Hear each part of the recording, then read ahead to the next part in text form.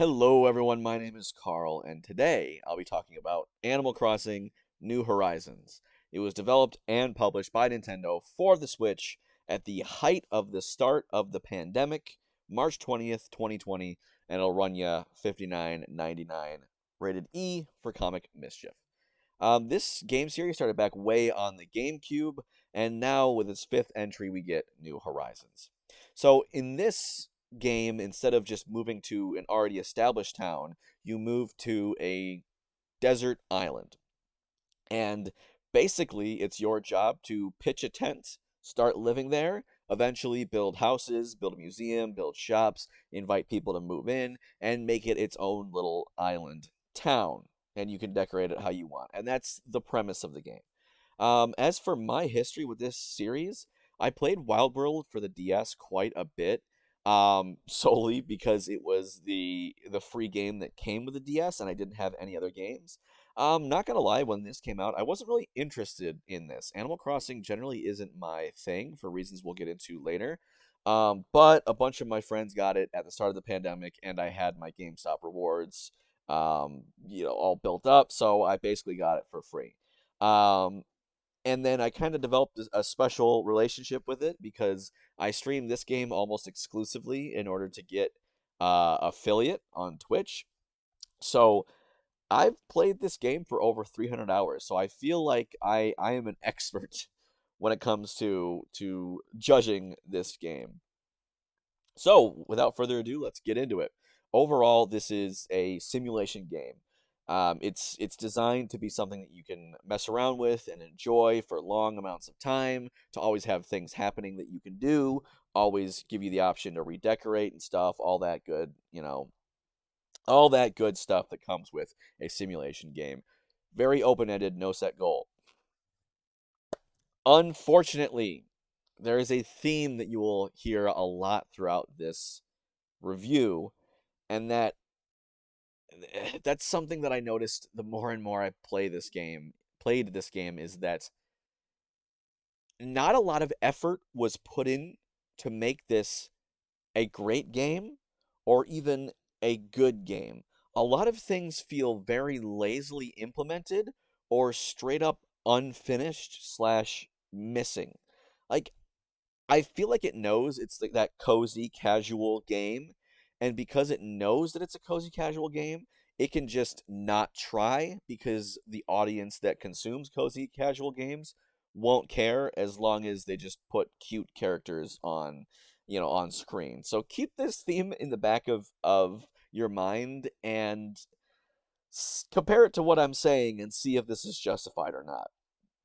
So, before I go into that, I'll talk about what I liked about the gameplay. First, I liked the premise. The idea that instead of moving into your own town, like an already established town, or being mayor, you're building this from scratch, right?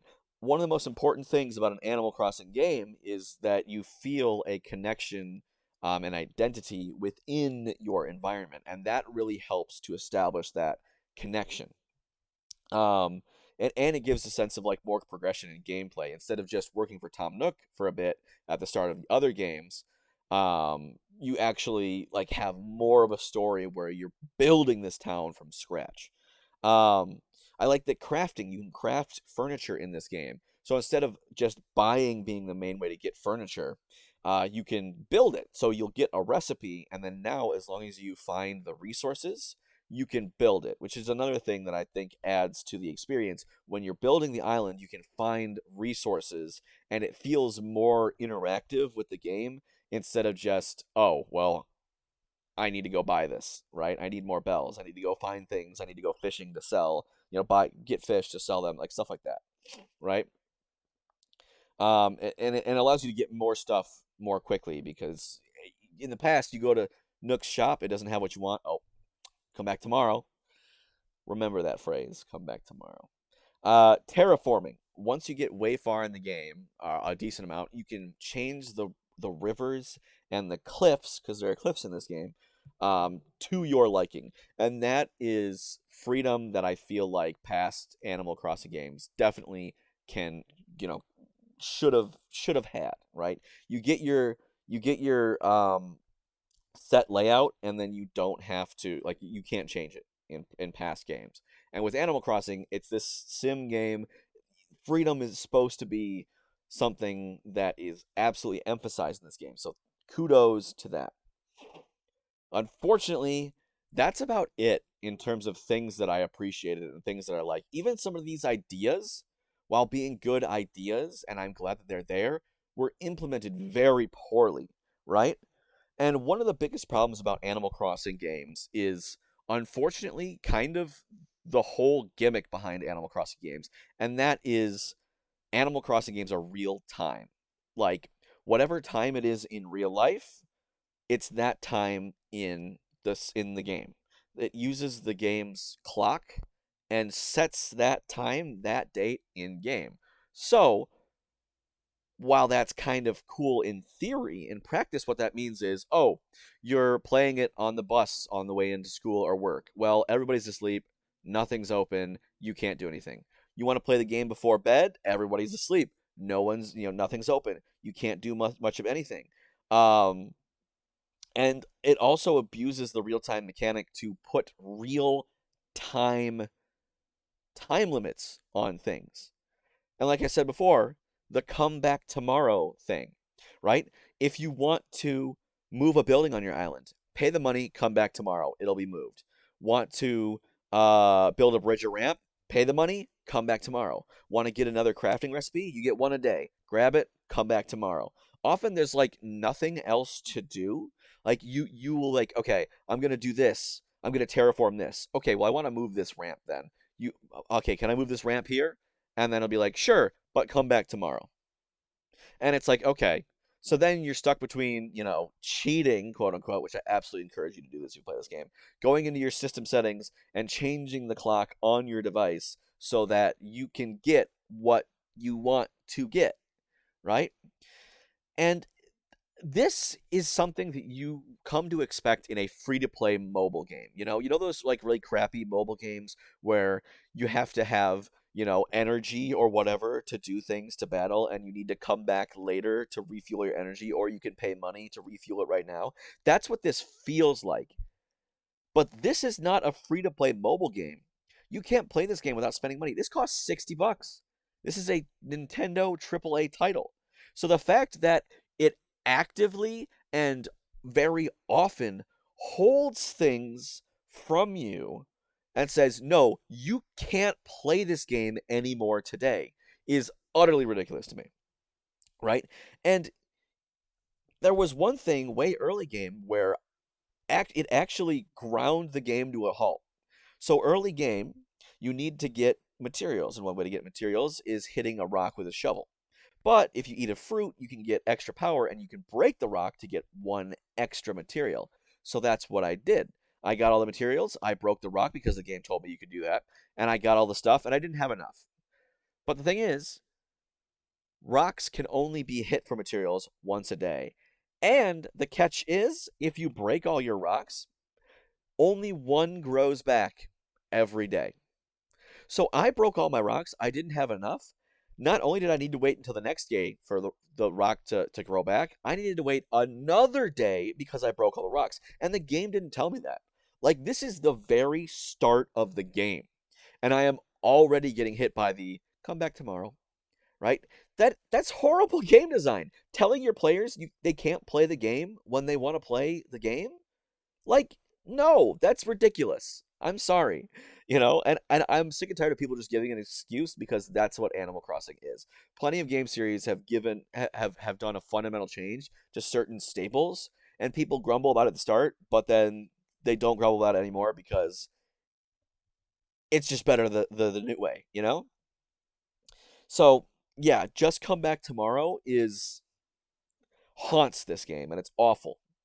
To mention other frustrating things, I mentioned how good the concept of terraforming was, and it is good, but actually terraforming yourself makes you want to pull your hair out. Because instead of like getting a bird's eye view and just kind of drawing shapes and being able to terraform that way, you have to physically move your character around and have them with a shovel move things around. So dig out spaces for rivers, build up cliffs, or break down cliffs. And what that means is that if you face the wrong way or you're not lined up, you'll do the wrong spot. And depending on how, like, what exactly you're trying to do, it takes longer to to undo a mistake than it does to just do the mistake. So you're trying to terraform to your liking, but you keep messing up. And it's so tedious. It takes forever. And even though the game's built on a grid system, there's no way to clearly see that. So it's so easy to mess up, go one too many things, one too many spaces, and then have something be asymmetrical if you want it to be, and then you realize that you have to redo like everything. It's so tedious. Like, I appreciate they give you the ability to do it, but actually doing it does not feel good at all. And along these lines, you can also decorate the island, and that's a huge thing, is decorating the island. They implemented a great way to decorate indoors, and that is what I was talking about before, the bird's eye view. You can just place things and throw them in, and it feels nice. Like, it feels like you can shift things around and whatnot. But outdoors, you can't do that. You have to do it moving around, throwing things on the ground, whatnot. And because of this, there's this awkward thing where in your house, if you have a 2x2 table, you can take a 1x1 object and put it in the center because you have the bird's eye view. But if you're outside, you can't put a 1x1 object, as far as I know, in the center of a 2x2 table because your character can't reach it. So you just can't do that thing outside for no reason, right? It's it's things like this that I'm like, why? And I'll save that frustration because I'm gonna go way into in depth about that later. Um, and another thing, like the residents, right? People talk about, oh, my villagers are so cute, they're my best friends, and I'm like, they have the personality of a cardboard cutout. Like, I'm sorry. I think there's literally 6 personalities for male villagers and 6 personalities for female villagers. And other than that, and other how they look, they're pretty much carbon copies. Like, you know exactly how they're going to act if you know which of the 6 personalities that they have. And an even bigger problem is they recycle the same dialogue lines over and over and over. Like, there's only maybe 30, I want to say. I'd be curious to see how many different dialogue options they have, because you start seeing duplicate lines really quick. It's ridiculous. And you can't have any sort of relationship with them. Like, there is technically in game like a relationship meter, like the more they like you, but it doesn't really do much, right? They can send you a piece of mail that says, "Hey, I miss you. We should hang out more." And then you go talk to them and they don't mention it. And so it's like, why did they send me that message in the mail? It's for no reason. It's so hollow. There's nothing deep about the villagers in this game. There's not really much deep about anything in this game, and that's a huge problem, you know? And there's crafting. Like in theory, I love like a lot of it. I love that you can craft furniture items. That's great, you know? But another thing that it does well and then does horribly is the fact that you can craft tools. So let's take a step back. Let's talk about in past Animal Crossing games. So in all Animal Crossing games, you have tools, right? Your shovel, watering can, axe, bug net, fishing rod, that sort of thing. In each past game, the tools never broke, with the exception of the axe. The axe was special in that it could break. But each tool had different conditions. There was a different way to unlock a golden tool for each character in each game. And the golden tool has a benefit over its normal counterparts. Like, the bug net is wider, so you can catch bugs more easily. The golden axe's special ability was that it didn't break. So all of your items became indestructible. In this game, you can craft tools, and tools can break. So if you break a tool, you got to craft another one. And then once you get to a certain point in the game, you can craft more sturdy tools. So you craft more sturdy tools. And then once you get meet certain conditions way farther in the game, you can craft golden tools, and this takes gold. And gold is by far the rarest resource in the game. It's extremely valuable, extremely hard to get, but going into it, I was like, okay, I'll craft a golden item, a golden tool, and then I'll be good. It'll never break, right? Wrong. Golden tools still break. And worse yet, golden tools break, like at least I found with normal gameplay, golden tools break faster than you can find gold. So it is not even worth it to craft the golden tools. So you have this ultimate recipe that doesn't even make sense to craft.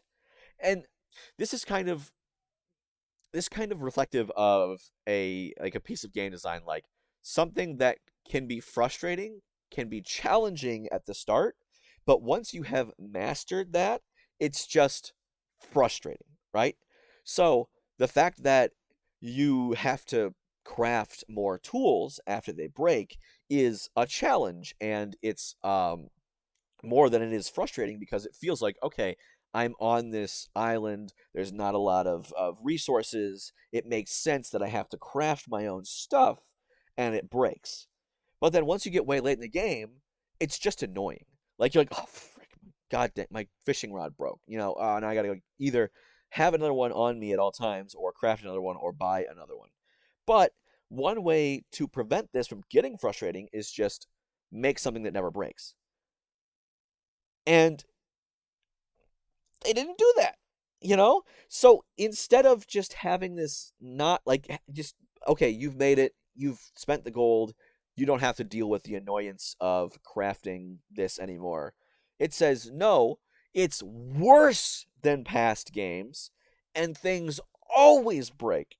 So this fun thing, this unfun thing, this thing that you don't enjoy of tools breaking, you have to deal with it forever. And that's stupid. Sorry. And then multiplayer, right? Another thing that was kind of like this game was used a lot for was multiplayer, right? In the pandemic, March 20th, that was literally 9 days after my school went all online. A lot of people used it to meet up, other than, in there instead of in real life, because you couldn't. But you can't do anything in multiplayer. Like, you have people over, and they can look at your island. And that's about it. They can look at stuff, they can talk to your villagers, they can buy stuff from your stores, and not much else. You can't, you can't help them terraform, even if, like, they give permission. Heck, you can't even redecorate, you can't even terraform, you can't even donate to your own museum while you have someone over. So the thing is, multiplayer is literally just, oh, want to look at my island? That's about it, really. Or it's like, oh, come here so you can drop this item off, or I can give you the item. So most of the time with multiplayer, it's just, okay, fly in, I'll give you this item, you give me this item, and then fly out, because you're making my experience worse by the fact that you're here. Because the only reason that it makes you wonder why it's a video game. Like, why is this not just like a chat site? That's what it reminds me of. It's just having people over so you can run around in a virtual space and not actually be able to do anything. And some baffling things that I don't understand. If someone is trying to leave your island through the airport, or trying to fly in through the airport, and someone on your island is paused, they have their little phone in-game up. It tells them, someone's coming, please exit your phone. But if they don't exit the pause menu, it just says, sorry, we can't fly in right now. Someone must be on their phone. One, that makes no sense for practical purposes. Just fly in. Two, why would the game do that? So that means if there's 7 people over on your island, or 6 people over, and you want to have a 7th, so just 8 people on your island, which you can do, and someone wants to be a smart aleck and just open their phone, they can block anyone coming in. Just either force them to leave the pause menu, or just fly in while someone's paused. It doesn't matter. Like, it's crap like this, where it's like, This is a feature that we added to the game to make your experience worse that makes absolutely no sense and has no upsides. Like this game is just riddled with things like that. And it makes me feel bad because there's a lot of like potential here. Like the skeleton of the game isn't bad, it's just a skeleton. They didn't put any meat on its bones, right? And it doesn't have and to sorry. And on the topic of not having meat on its bones, like there's nothing to do, right? Once you've gotten the island the way you look, like it's supposed to be a sim game, you're supposed to be able to do more stuff. There's no mini games, which I believe, correct me if I'm wrong, New Leaf had mini games. Why doesn't this have mini games? Like this formula would be so easy. Play some mini games with your friends, but nope, doesn't have it. No mini games, no nothing like that. There's there's really nothing fun to do. Once you like complete the initial story, even that is kind of a slog because of the come back tomorrow stuff. It's like, okay, I can decorate my island. All right. Is that fun to do? It's not a fun it's fun to have be done, but it's not a fun thing to do, really. It's a pain in the butt to do. And then once you do that, you can try catching all the bugs and fish, but once you catch all the bugs and fish in like the month that you're in, you got to wait until next month. Forget about come back tomorrow, come back next month. And it's crap like this. This game is something that is supposed to be it's supposed to foster creativity and freedom and be do whatever you want. But the more and more I played the game, the more I realized just how little the game offers in terms of actual substantive content and how little the game actually does to help you be creative and have that freedom, right? Like the other aspects of the game, story wise, right? It's fine, it's serviceable. And this is not a game that I really want to I'm like, oh, the story's crap. It's a crap game. Like it's not a game that is of genre that's supposed to focus on story, but it just feels bad that when the story is so bare bones as this, usually it's because the gameplay speaks for itself, but the gameplay doesn't speak for itself, right? There's very little story because the characters vary so much. Like most of the characters on your island are villagers, generic villagers, and so they don't really have plot points because there's so many villagers. There's this ironic like paradox of there's so many villagers that all of them are, it's a mile wide but inch deep in terms of characterization. There's so many villagers, but none of them have anything. So I would rather have 10 villagers that are the same, like that actually have real individual distinct personalities and backstories and things that they like and don't like, than 10 villagers that I get to pick from 300, which you don't get to pick. It's a pain in the butt if you want the certain ones, if you don't have the amiibo. From a group of 300 that just look the way I want them to look. You know? So what's there would be serviceable in terms of story. What's there would be serviceable if there was actually gameplay to back it up, but instead it's just nothing. It's just nothing. Graphically, like the game looks fine. It has a nice, it has a nice cartoony look. I have no complaints. Music wise, I did appreciate how the music is a little bit more present than in past games. In past games, there's really like muted background, a few notes, very low tempo. Um, in this game, there is a little more music to make you feel peppy and whatnot.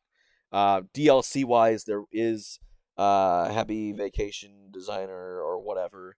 It's basically design, like if you like designing in this game, buy it. If you don't. I didn't get it because screw that. Um, but yeah, geez, on to the conclusion. As you can probably tell, I am none too impressed with this game. After 355 or so hours, according to my Switch on this game, I have a lot of time to absorb everything the game itself has to offer, and I've had time to reflect over what this game actually does, like what the developers have actually done from the player, and the answer is not much. And if we take a step back, I feel like this is, indicative of a greater problem that the industry has over sim games. And that's the idea, is that sim games are not real games. If you're a gamer, you don't play simulation games. And there's this kind of gatekeeping happening where people that play sim games are pigeonholed into just playing them, and people that don't. So the industry kind of sees sim games as something they don't need to try on, because a lot of people that play the sim games um, don't have the same expectations as people that don't play sim games, because demographically people force them apart so much, and that's ridiculous. So I am going to hold this simulation game to the same standard that I would any other game that I play. And when I do that, I find that the developers in this game were lazy. Intentionally or not, they were lazy. They did not try hard to make this a streamlined, fun, good process. They kind of say, it's a sim game. People latch on to the fact that there's cute animals and that you look nice and you can customize your appearance, and they'll accept it to be okay. And that's kind of what I see happen. And I'm like tearing my hair out because I see the Turkey Day update, which was my favorite update of the game, because when Turkey Day came around, Franklin was like, find me this thing, find me that thing, and it felt like a side quest. It felt like I was doing something. It felt like I was accomplishing something.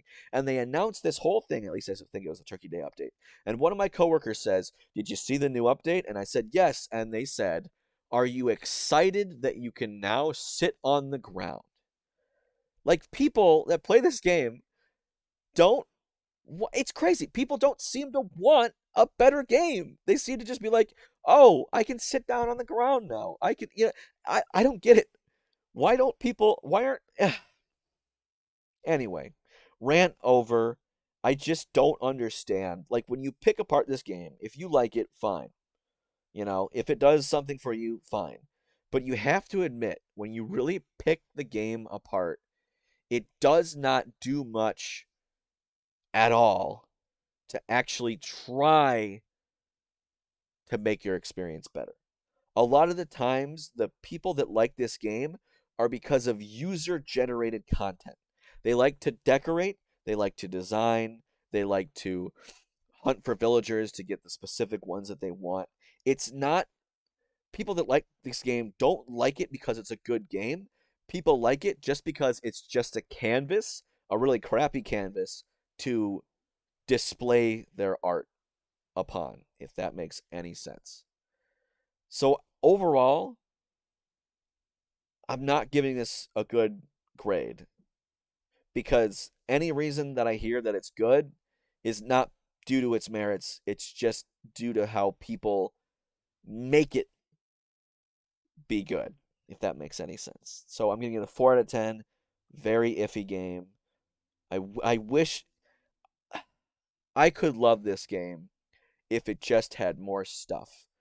If it had more mini games, if it had more side quests, if there was more character interactions, I could love this game. Just like I love Stardew Valley.